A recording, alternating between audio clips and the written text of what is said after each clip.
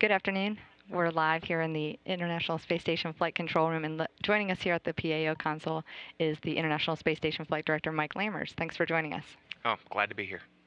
One of the big activities last week that's continuing this week is the upgrades for the ISS KU communication system. That's right. Can you fill us in a little bit about what was done last week? That was a lot of activity. Sure. Last week, what we did is we installed what we call KU Communications Unit number 2.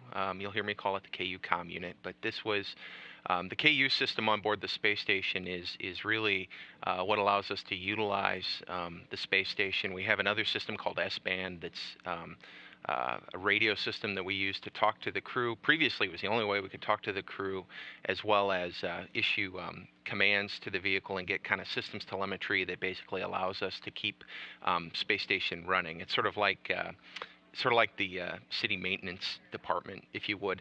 The KU band is really the high rate data where we have megabits of data coming down to bring down science and all the nice video that you see.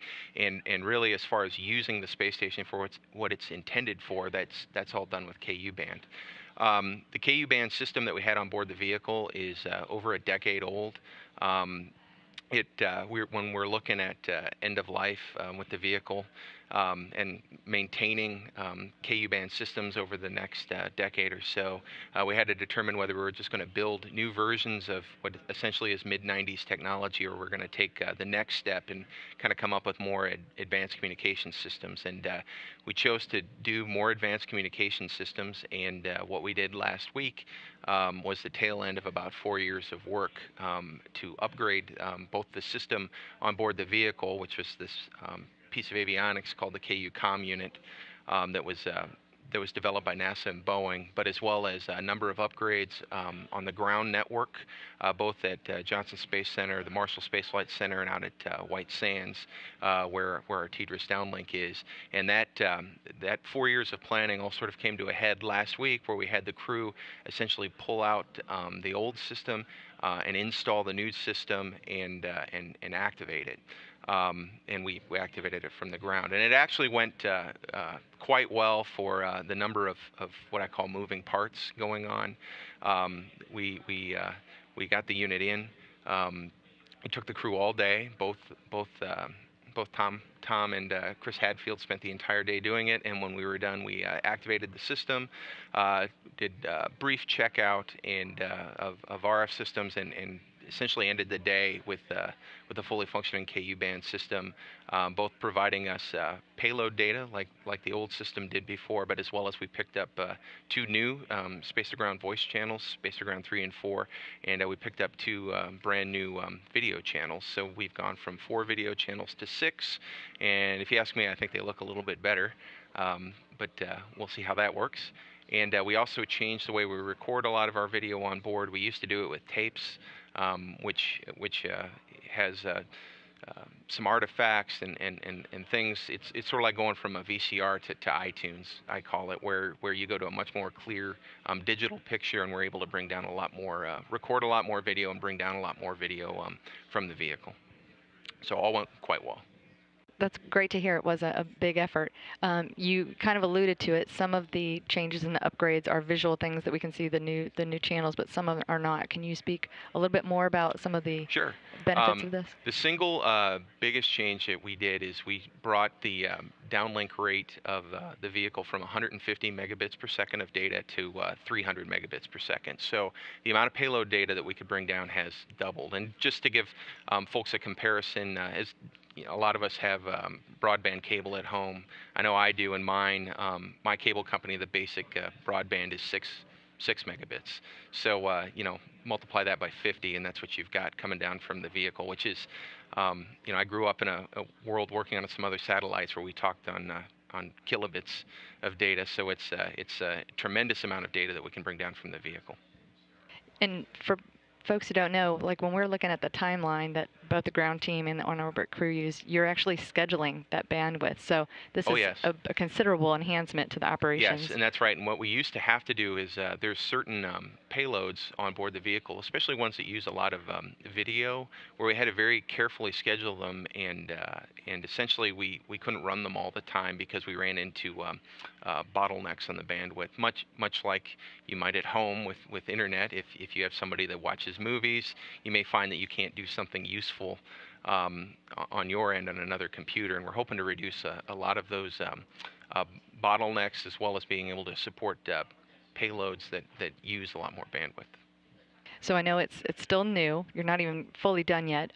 It's only been the weekend, but what's been the initial feedback so far from the team? The initial feedback has been great. When we activated this last week, it went almost by the book, like we practiced it in testing.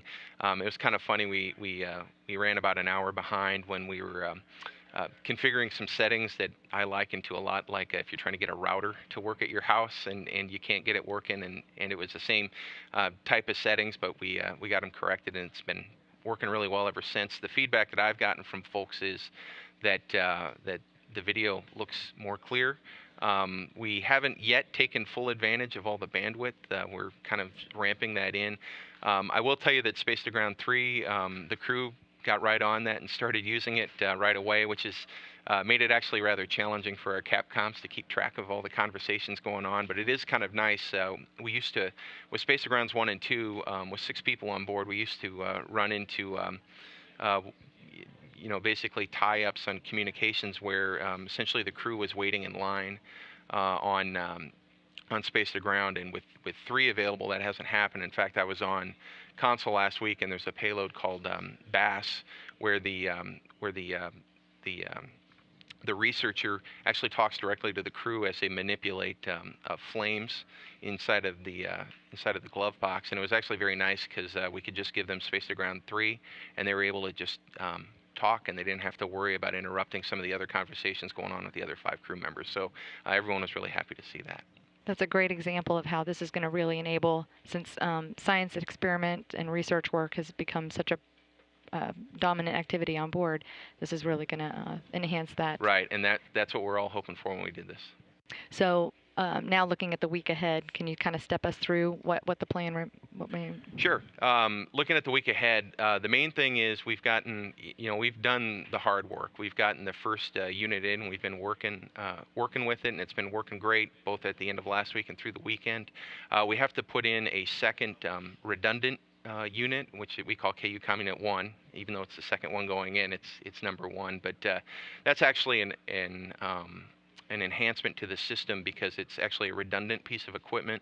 Until this time, our KU band system, a single failure could take it out, which was probably acceptable a little bit earlier in the program as we were assembling, but we've become so dependent upon KU band for our science community that getting the redundancy in there is going to be a real boon for us. So on Thursday, what we plan to do is install that redundant unit, and we hope to activate it as far as possible. We're still kind of going through the process of when we actually will fully turn that on and activate it and start using it for science, because we're trying to balance an outage of KU band that we have to have to activate that with our science users who have been continuing to schedule and do science activities throughout this week, which has been pretty challenging. It's a lot like changing the tire on your car as you're driving along. You want to minimize those outages, but yet do the upgrade.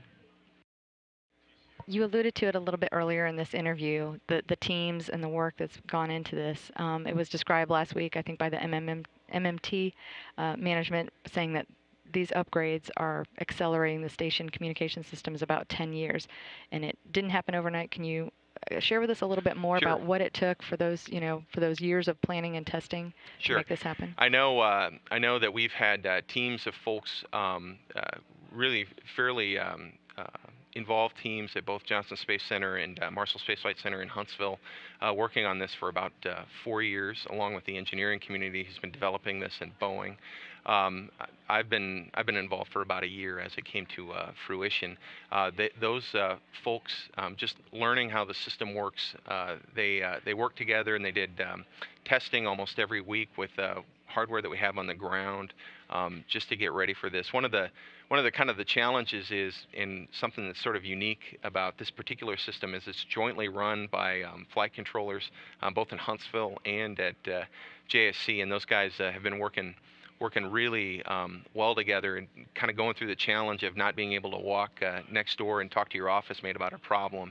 And I've been, just very impressed by the whole team and how they've been working together. And we should tell us a little bit about your role in this.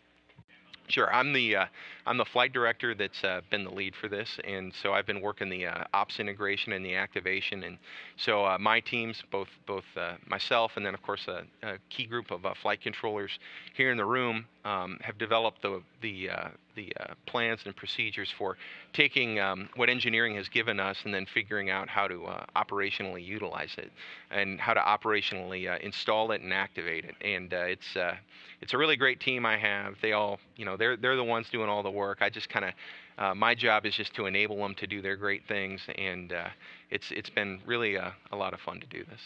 Well, congratulations on the progress so far. I know there's been a lot of enthusiasm from the team on how it's gone, so kudos to you and all the team, and we'll stand by and continue to watch the activities unfold this week. Okay, thank you. Thanks for joining us. Again, that was Mike Lammers, the International Space Station Flight Director, overseeing some of the KU communication system upgrades. Thank you.